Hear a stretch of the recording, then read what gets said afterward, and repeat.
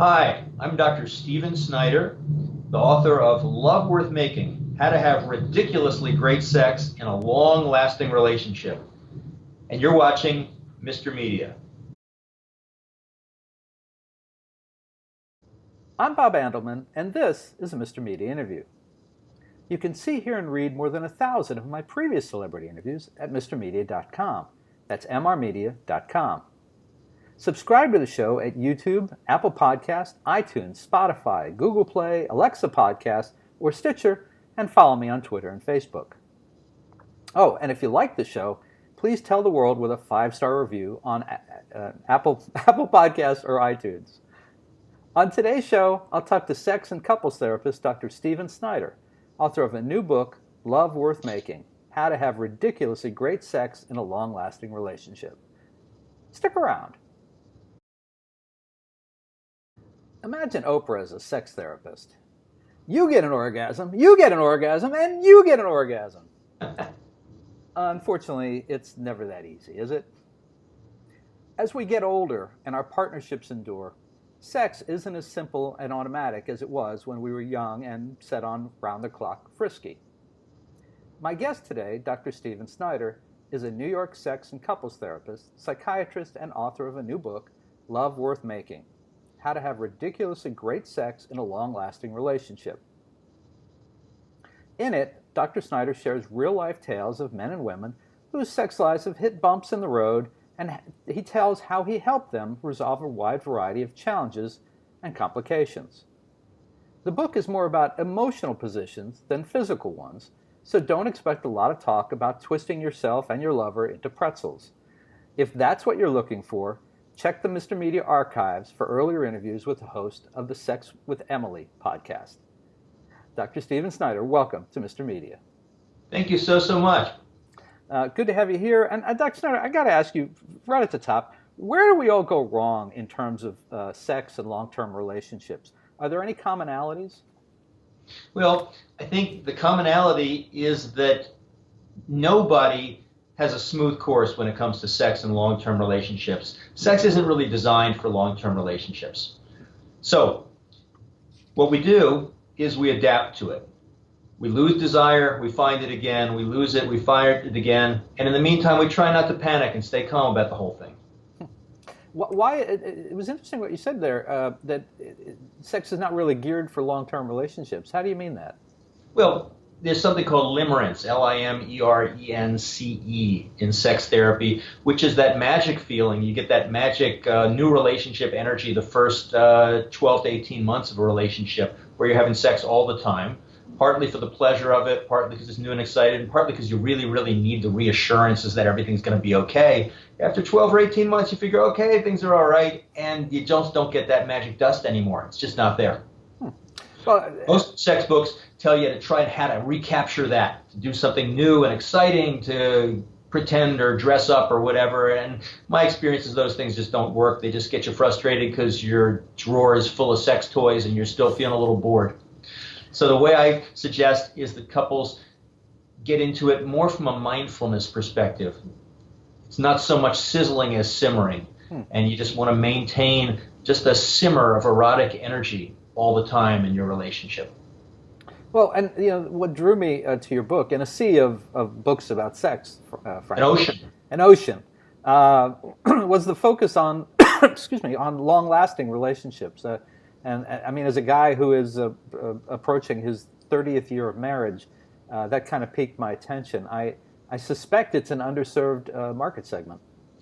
Absolutely. Most sex books that talk about marriage talk about it in purely emotional terms. They don't have any sex in it, or they talk about it in purely sexual terms with no emotions in it. I tried to kind of put the two together. So what are some of the most easily corrected wrong turns that long-term relationships take? The biggest mistake that couples make is they make a divide between when we're going to have sex, which for most American couples is like about once a week, and when we're not going to have sex. And when it's in that not going to have sex time, they don't really get excited together. They don't bother to get aroused because they think if I'm aroused, we're going to be having sex. So they'll sit on the couch with their arms around each other, but they don't really feel each other up. They don't really get into breathing together or inhaling each other's scent or enjoying all those appetizer kind of things, which if you enjoy all week long, it makes sex on the weekend a lot better. It's the buildup. Well, it's not only the buildup, but it's the erotic climate in the relationship. A lot of couples have this kind of toggle. It's either off or just every once in a while you turn it on, but you can't really keep a sexual relationship going like that. You really just need something in between. So what I suggest is couples do what we call kind of simmer, which is a minute or two, just like teenagers between classes, where they just get excited and then just go off to work, or get excited and then just fall asleep.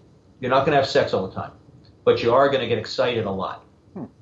Is it It's different than most couples do it. That's number one. Okay, go ahead.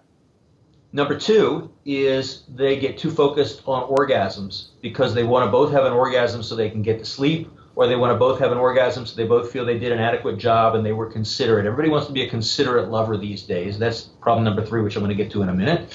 But the orgasm focus really gives people a problem because it'd be like going out to eat and just trying to figure out what's for dessert.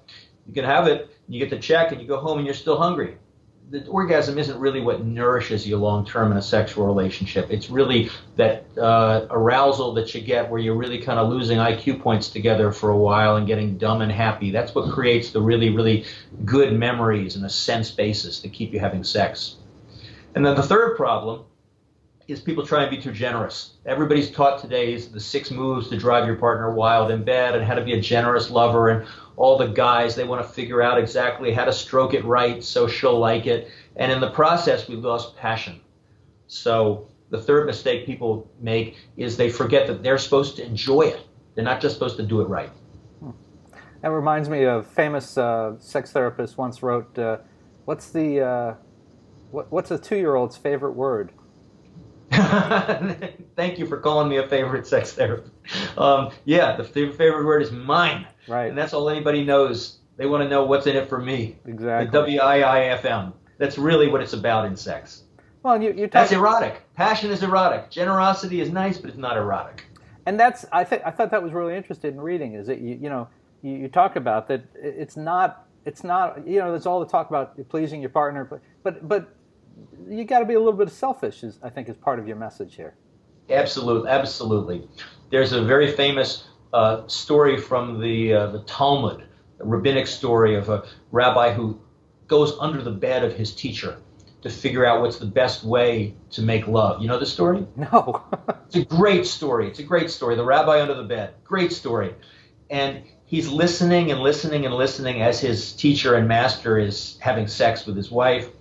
And finally, he can't control himself anymore. He goes, Master, you're behaving so different. You're behaving like a child who's never tasted this kind of thing before.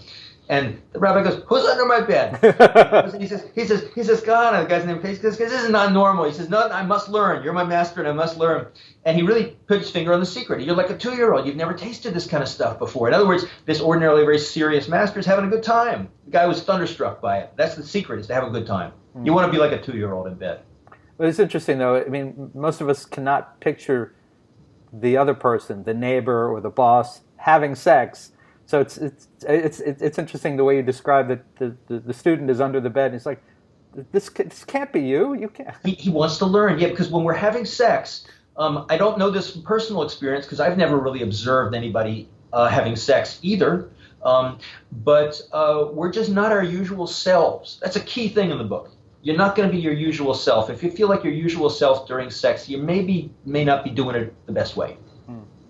Never, sex therapist, you've never observed another couple, not in a clinical setting at all? Yeah, I mean, they show movies and everything, Yeah. but it's the thing about movies, it's all about camera angles. You don't really get the real thing.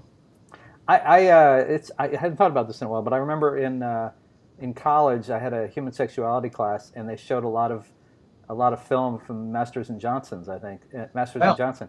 And you see couples of all ages, and you're observing it. It's absolutely fascinating, and so that's why I asked. And also the series that was on Showtime for several years, Masters of Sex.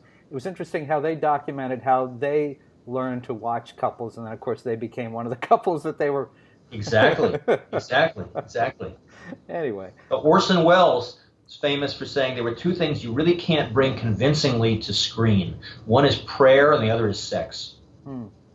I don't know exactly what he meant by that, but that's what he said. Yeah, no, that makes sense. Now, in one section of the book, you help a couple by telling them about rat sex. Oh, absolutely. Rat sex is extremely important, especially rat foreplay. It's the most important of rat sex. What happens is the female rat goes in front of the male rat, kind of wiggles around a little bit, and then darts away from him. And if all goes well, he chases after her. And they run around the cage very, very fast. He chases her as fast as he can until he's completely exhausted. And if she decides that he's chased her well enough, she lets him have her. And that's what they do. And they show this, my colleague Jim Faust at Concordia in Canada, they show these movies at sex therapist conventions. And all the sex therapists go up and yes, that's exactly it. That's how it's done. Most sex therapists are women. And most women know that that's really, really what it's about, is getting that rat to chase you, because they really enjoy being chased. And the idea is that the female rats, they may be okay with the sex, but getting that rat to chase around after you, that makes them feel very, very, very valued. And you apply that to a couple who were very surprised by this. But absolutely, because guys don't often understand that. They don't understand that for a woman, orgasms are nice, but for most women, what's even better is to feel like the man really, really, really is thinking about you, even when you're not there, wants you, is hungry for you, values you, and really finds you, and here's the key word, irresistible. It's a little bit different in a long-term relationship because how could you have a chase if you already have the person? Or to quote my colleague Esther Perel, how can you desire what you already have? So that's a tricky one. So as a guy, you have to just keep in mind that she still might like to be chased around every once in a while. That's interesting, because I actually found that was something that I kind of learned after so many years of marriage, that it's not something that you're immediately aware of because it's so easy at first, and then there's kind of a period of slowing down, and then maybe there's a lull, and then you come back to it and you kind of realize that, oh, that's what was needed, that's what you wanted. I thought it was a very interesting lesson that you taught this couple, and something that I've kind of come across myself, and after being. Well, I'm glad to get validation for that. Absolutely. I mean, the methods in this book have been used in over 1,500 patients. So they are office tested and presumably bedroom tested, if people are telling me the truth. And so I'm glad that we've now got 1,501. Well, one of the things I want to ask you about that is, there are a lot of books on sexuality and sex therapy, couples therapy. But I've always thought that if you were to sit down and want to write one, from your perspective, I'm thinking you would have to believe that you have some experience or some knowledge to share that your colleagues are missing, or that you find that your patients are just not getting from other sources. Can you maybe highlight a couple of the keys that are here? It isn't a question of believing that there's something that wasn't there. I know, because I've read them all. I always say I've read all these sex books so you don't have to. I know it's not there. And I think the reason it's not there is it's not a simple matter to come up with the right vocabulary to describe erotic feelings. So very few people really describe erotic feelings. What I talk about in my book, and it's right at the beginning, so I'm not really spoiling much that you can't already find on the Amazon teaser page, but the hallmarks of erotic feelings for most people, number one is you're losing IQ points. You're becoming a little bit dumb and happy. You don't have all your faculties intact. It's like you get a little enchanted and hypnotized. And most people remember this. They can remember the greatest sex of their life. They kind of lost track of time, and they didn't remember. I actually learned this when I was 16 years old. I was with my girlfriend. This is PG, don't worry. Okay. I was with my girlfriend, and we were, I don't know, hugging and kissing or something, and I was supposed to pick up my brother from school that afternoon, and I forgot completely to pick him up. And I was a pretty responsible kid, future pre-medical student and everything. And so I thought to myself, all right, something happened here. And it wasn't until years later that I realized I was aroused. That's what happened. People get stupid and irresponsible when they're aroused. So number one is people lose mental faculties. Number two is that you become more childish. You become more demanding, more selfish. This is told the whole generosity thing doesn't really work. You're with your partner, you may be extremely into them, but you don't really want to hear about their day. You don't really want to hear about their problems. You just want them to just like make night noises and tell you that you're wonderful. Yeah. So we become a little bit more childish. It's a regression to an infantile state. Okay. And associated with that, number three, it's validating. You have a feeling of, yeah, this is me. This is where I really live. You brought me home, to your partner. You brought me home to where I really, really live. Yeah, this is the essence of me. People feel it's their most valuable essence. And those three things together is a very, very powerful experience if you can get all that going together. That's incidentally the reason that if you're gay, sex with the opposite gender doesn't work so well. I've talked to a lot of gay people who say, yeah, it'll work. I mean, I can get hard or wet, I can get excited, I can have an orgasm, but I don't have that feeling of, yeah, that's me. That's really where I live. Interesting. I'm curious about something you said a minute ago. You were talking about when you were 16, and we can go back there if you want. Yeah, what I'm curious, and not so much your I got nothing to hide. Yeah. Not so much your teen sexual experience, although if you want to tell us, go right ahead. But I was thinking in terms of when do you decide? You kind of indicated that at that point you were thinking pre-med, but when do you decide? And you became a medical doctor, a psychiatrist, absolutely, and you're a sex therapist. So when do you decide to follow the trail of the breadcrumbs to sex therapy as opposed to urology or gynecology or something else? It's a great question. I became a psychiatrist just because I like to talk to people. I'm a kind of a talking psychiatrist rather than a pill psychiatrist. People are usually relieved to find out when I speak to them. And then within psychiatry, I noticed that sexual problems were causing a tremendous amount of misery for people, and very few people knew what to do with them. So I thought to myself, that's an area that really you can make a real contribution. And I saw how grateful people were if you could help them with sexual problems. I don't know if you saw the original movie MASH, sure, that the TV series was based on. The song "Suicide is Painless," which was the original soundtrack to MASH. Painless was the dentist on the unit. Right. And he came to Hawkeye one day and he said, you got to help me kill myself because I have erectile dysfunction. They didn't call it that, but that's what it was. And so they have to come up with some kind of a treatment for this guy because he's really desperate.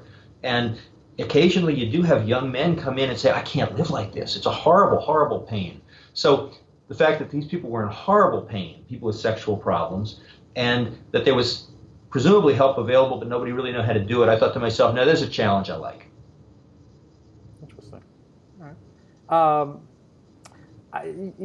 You mentioned earlier that I guess people are always wondering what's a good frequency for having sex in a week, and you said once or whatever. But so that's a real common question. I know that. Absolutely. What I'm wondering is, what are the more uncommon questions that you deal with in your practice?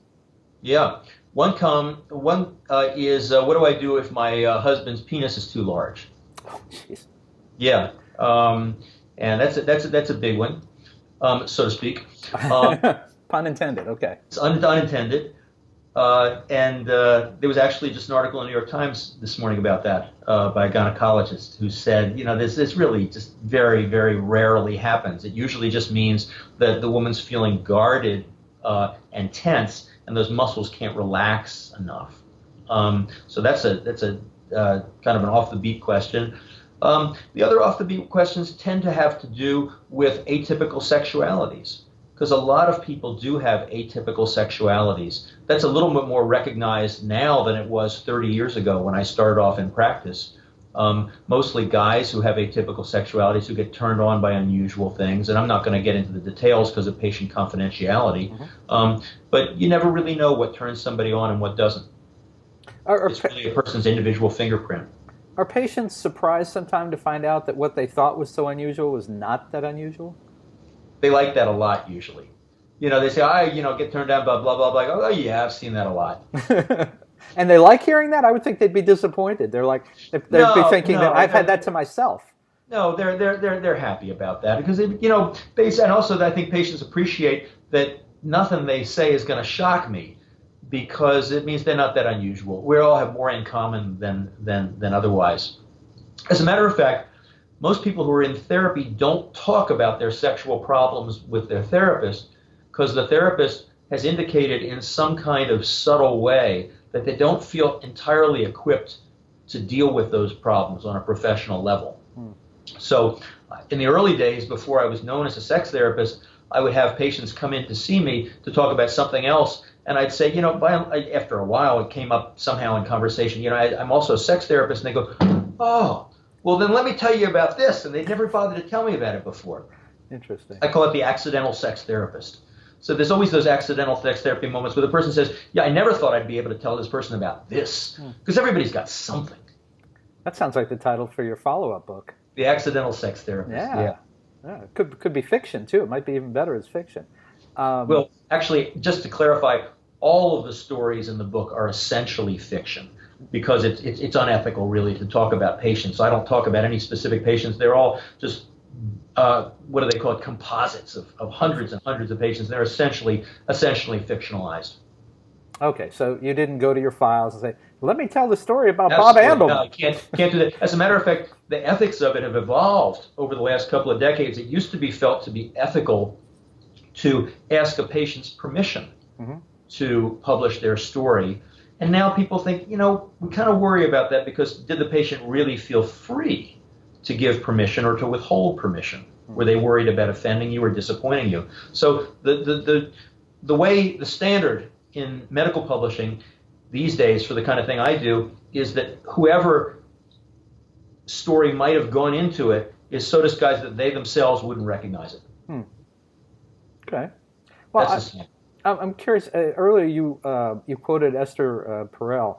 Sure. And interestingly, I had actually grabbed another quote that you had from her, and I wanted to ask you about this. In this era of the Me Too and the Time's Up movements. Yes. This is the quote you have from Esther.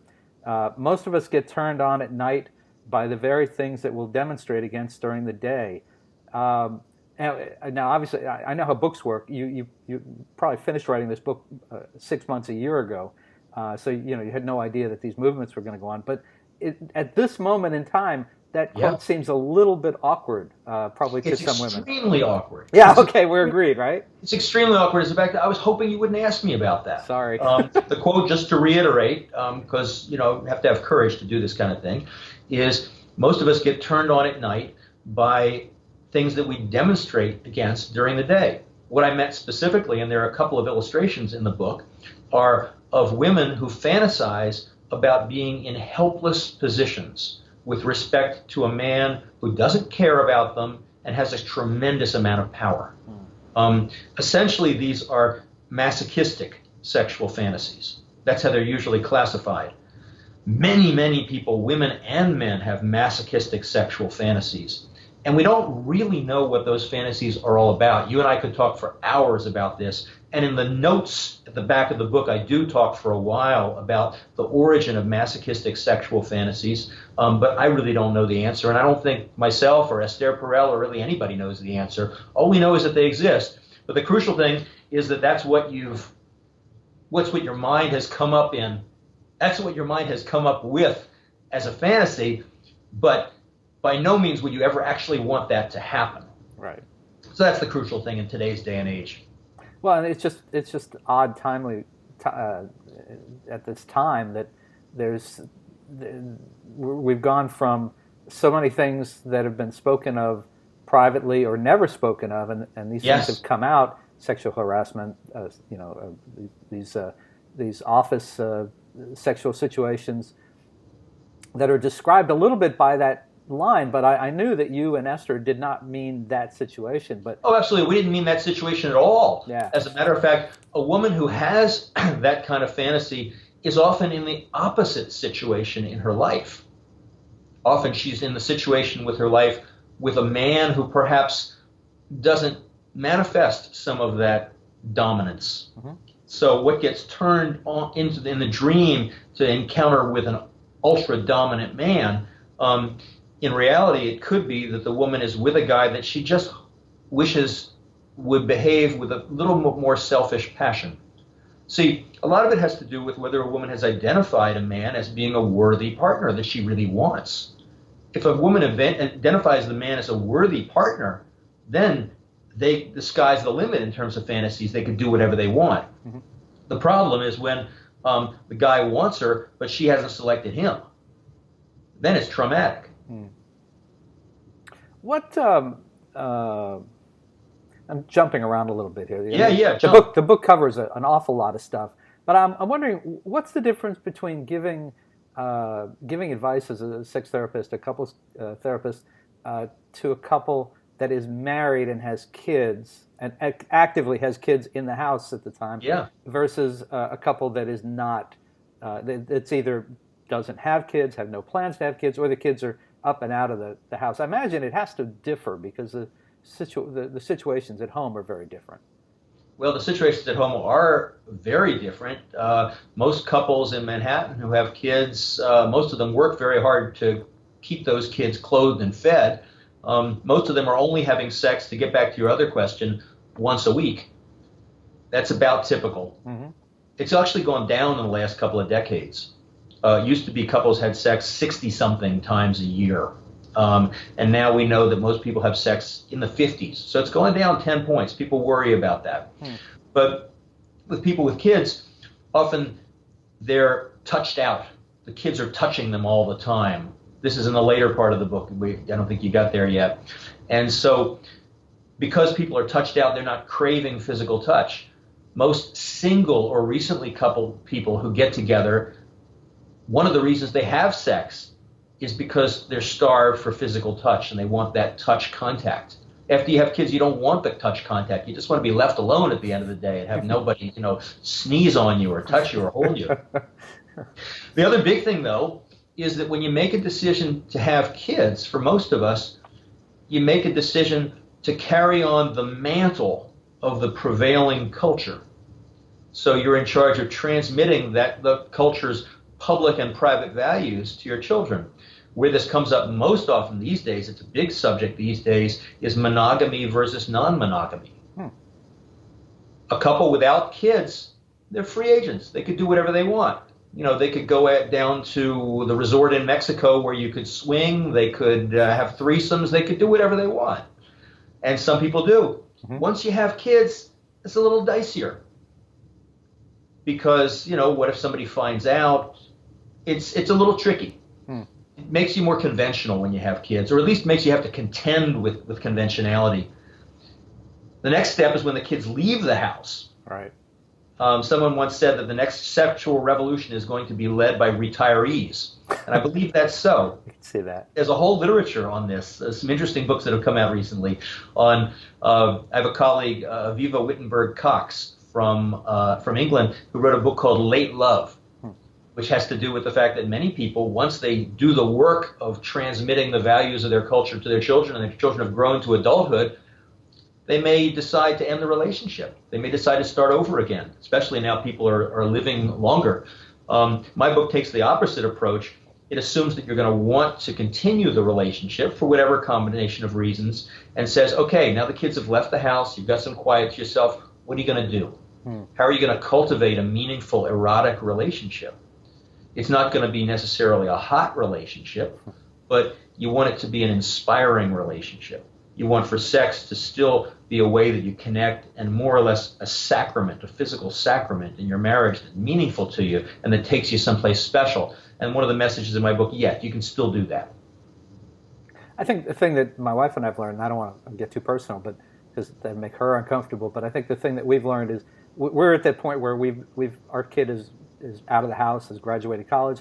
So Congratulations. Thank you. We've had 4 years of quiet in the house, and we've had to this is why I found that the topic of the book so interesting. We've had to kind of get reacquainted and become the people that we were before we had a kid. And the thing for us has been that we laugh a lot more together. It's great. And we're not being interrupted all the time by things. And we're still getting phone calls from the kid. I've got this You're problem. probably not fighting as much either. No, that's a really good point, and I think that's been it was worth enduring Right. the years of raising my son and everything that we've been through there, both with our child, with each other through those years. I think it's made it worth it to get to this point because we're having a lot of fun. I know I have neighbors across the street from me who have a 3-year-old, and they waited, as we did, to have a child. They'd been married for a while, and then they had their child, and now they're looking longingly at us coming and going the way they used to, going out to dinner often and going to movies. So I mean, there is light at the end of the tunnel. I think the next sexual revolution will definitely be led by retirees. I hope it's before they get to retirees because I'm not planning to retire for a while. But I hear what you're saying. I'm not planning to retire either. Yeah, I'm right. looking for a better word for it. If I say seniors, that's not exactly it. Post-child adults. Maybe by empty nesters. Empty nesters. The next sexual revolution will definitely be led by empty nesters, and that's already happening. The people who talk about embodied sexuality, the people who talk about mindful sexuality, all these meditative processes, tantra. A lot of these people are empty nesters. And they're thinking, wait a minute, we're still healthy. Medical advances have allowed us to really be still quite vital. And we still go to the gym. We're still attracted to each other. And as long as we still keep having sex, we're still going to have an erotic connection. Well, why don't we enhance it? I've got one more thing to ask you about, and then we'll let you go. I had a romance writer or two on the show. Yeah. Like more erotic romance. Like the bodice ripper, real bodice ripper. Real bodice ripper kind of stuff. Arrow Rum. And I was asking, I asked them about romance in the era of Trump. Is it? Yeah. Do they find, now for them the question is, I mean, the idea of the rich man, pursuing the rich man, and that story is always interesting. But what I'm kind of curious from your perspective is, in the last year or so, a lot of things have changed around us in terms of politics, the environment, things like that, the way we are with one another. Are you finding people are having more sex because they're feeling maybe kind of desperate about the rest of their lives? Or are they having less sex because they're frightened by the world? Or is this a completely irrelevant question? I think there are a couple of questions I would want to mention. I think people are having less sex. That's probably not just due to politics. It's probably due to social media and lots of other things that we could talk for a long time about. People are more plugged in and getting a lot of their narcissistic supplies electronically and from their machines rather than from each other. I think there is an interesting transformation, though, that occurred in the last couple of years. And I try and stay away from politics in general, but since you gave me bait, I'm going to jump at it. I think it's probably not irrelevant that during the Obama years, the big bestseller was 50 Shades of Grey. Here you had a post-macho, 21st century masculine man in a egalitarian marriage, a non-abusive, from all we could tell, mild-mannered, well-tempered individual without a trace of scandal. And what's the big blockbuster hit is somebody who gets with a domineering, controlling sexual sadist. Now here we are in the Trump administration with somebody who is extremely domineering in all of his activities, and nobody seems to be as turned on by 50 Shades of Grey anymore. One of the things that is true of female sexuality, because most people who read 50 Shades of Grey are female, other than me, I've read all 3 volumes, but it's professional for me, is that women tend to like balance. So if the balance has shifted one way towards an egalitarian figure, and I'm taking that as representative of something of happening in society, then fantasies may go the other way towards being with a dominant figure. If the reality is you're confronted by dominant or domineering figure in the public space, fantasies may go all the other way towards somebody who's more egalitarian. I think we're constantly looking to shift and to maintain some kind of an equilibrium between competing forces. Now that's a little metaphysical, but that's my feeling about it. That kind of goes back to that quote I read from Esther Perel, isn't it? That the way you are. Exactly. that people somehow seek to just rebalance things between their nighttime and their daytime lives. Mm-hmm. And to state the obvious, we're going through tremendous transformation in terms of gender roles and gender expectations. And I think that we've really just begun, and nobody really has adjusted or re-equilibrated to all the phenomenal changes that have gone on in terms of women in the workplace, and women being these days the majority of college students and educated people and going into professions and frequently making more money than their husbands. How do we deal with that in terms of the conventional scripts for power in the bedroom? And I think it's just an open question. Nobody has the answer. Well, thank you for tackling that. I appreciate that. It was interesting. I did my best. You did. Well, folks, listen. You can find Dr. Stephen Snyder's new book, Love Worth Making: How to Have Ridiculously Great Sex in a Long-Lasting Relationship, wherever books are sold, or you can order it right now at a great price at MrMedia.com. That's mrmedia.com. If you are watching this video on the Mr. Media website, if you look below the video, probably over here, maybe over here, you will see the cover of the book. You can click on it right now, order it, or download it as an ebook. Amazon, they can get it to you via drone within an hour, I understand. Dr. Snyder, you have a website you want to send people to? It's just loveworthmaking.com. Okay. And are you on Twitter or Facebook? So it's lovemaking, but the word worth stuck in the middle. And people find and out on social media? On Twitter, I'm at Sexuality Today. Right. It's like Psychology Today, but just with sexuality. Sexuality Today. And in 24 hours will be Sexuality Tomorrow? Sexuality Tomorrow. Okay. Yeah, no, it's still always Sexuality Today. All right. Are you on Facebook as well?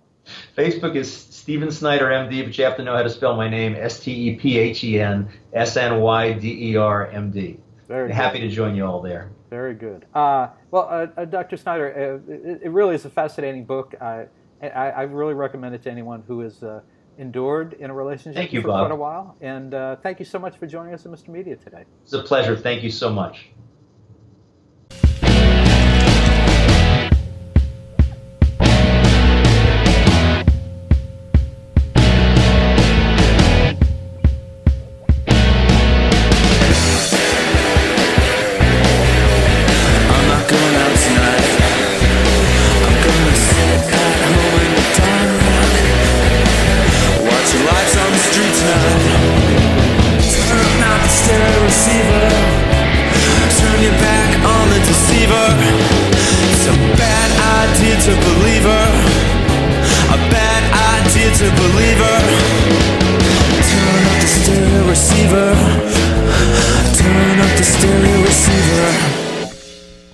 Mr. Media is recorded live before a studio audience full of sexually frustrated women hoping either Dr. Snyder or me, Mr. Media, can cure what ails them in the new media capital of the world, St. Petersburg, Florida.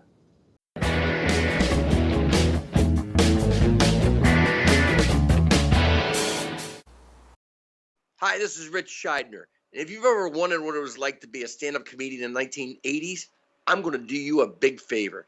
Instead of billions of dollars for a time machine, you can just spend $24.95 and buy my new book, Kicking Through the Ashes, My Life as a Stand-Up in the 1980s Comedy Boom. It will save you money and give you thrills. It will take you there. Go to my website, richscheidner.com, go to amazon.com, and buy this book.